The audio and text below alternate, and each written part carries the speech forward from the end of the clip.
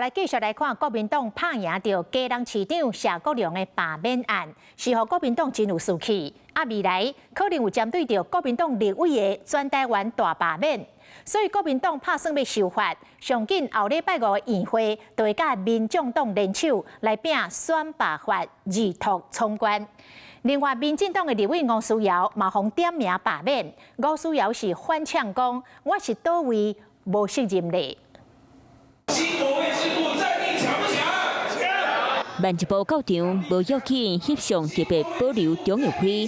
国民党团成立新国会地库，不过将顶顶民众党立委来送祝福，佮一摆展现南北合团结的气势。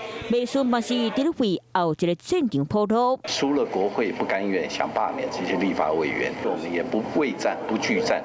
如果民进党持续用这样子遏制的方式，我们会号召所有的民众站起来。保卫我们台湾善的力量。这句无咧惊来对下执政党，因为基隆市长谢国良罢免案无成，和国民党士气大涨。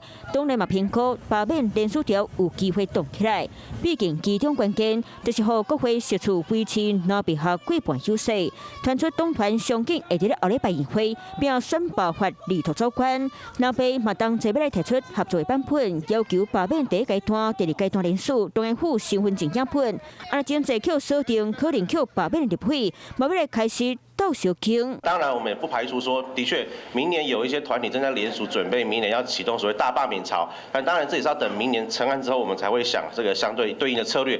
那吴建和国民党红点名个叶关市陈卡心，就传出国民党嘛暗算主动回击，锁定真抢赢民进党立委，包含吴思瑶、吴柏耀、张宏刘点跳，嘛要招地方动员罢免。请问被点名的这些民进党的立委们，哪一个有涉入弊端？哪一个有表现不适任？国民党不要才说了嘴，又打了嘴。小国